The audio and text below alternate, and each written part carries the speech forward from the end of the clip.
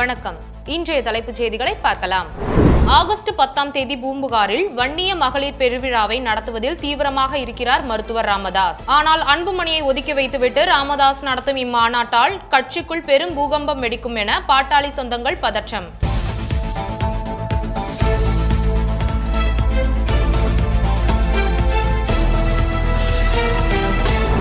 பணி நிரந்தரம் செய்ய கோரி ரிப்பன் மாளிகை முன்பு தூய்மை பணியாளர்கள் போராட்டம் நடத்தி வரும் நிலையில் நேற்று அமைச்சர் KN நேரு அவர்களுடன் பேச்சுவார்த்தை நடத்தினார்.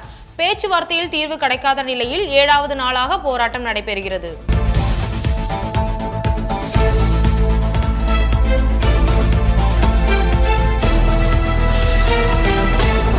சென்னை கடற்கரையிலிருந்து வேளச்சேரி வரை உள்ள பறக்கும் ரயில் தடத்தில் 2028 முதல் மெட்ரோ ரயில்களை இயக்க திட்டம்.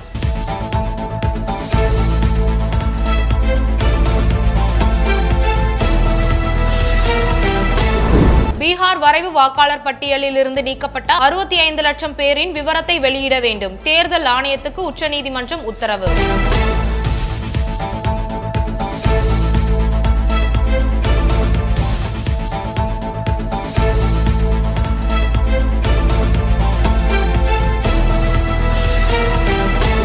ரஷ்யாவுடன் உக்ரைன் அமைதி ஒப்பந்தத்தை ஏற்படுத்துவதற்காக அமெரிக்கா விதித்த காலக்கெடு ஆகஸ்ட் 8ஆம் தேதியுடன் முடிவடைகிறது. இந்நிலையில் அமெரிக்க அதிபரின் சிறப்பு தூதர் ஸ்டீவ் விட்காப் ரஷ்யா தலைநகர் மாஸ்கோவில் அதிபர் புதினை சந்தித்து பேச்சுவார்த்தை நடத்தினார்.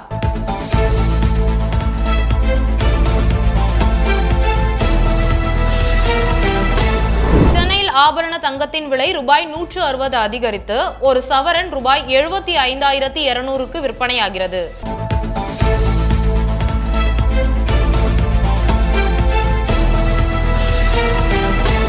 மறைந்த முன்னாள் முதலமைச்சர் கலைஞர் கருணாநிதியின் 7வது நினைவு தினத்தை ஒட்டி கலைஞரின் ஒளியில் எதிலும் தமிழ்நாடு முதலிடும் எனும் இலக்கை நோக்கி வெற்றி நடை போடுவோம் என தமிழ்நாடு முதல்வர் MK ஸ்டாலின் கூறியுள்ளார்.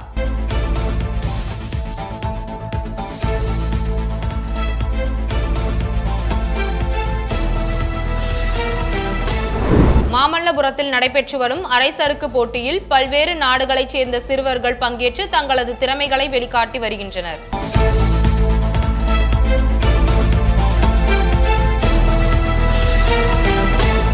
இத்துடன் செய்திகள் நிறைவடைகிறது. மேலும் செய்திகளுக்காக சேனல் 5 செய்திகளின் தலைப்பு செய்திகளோடு இணைந்திருங்கள். நன்றி, வணக்கம்.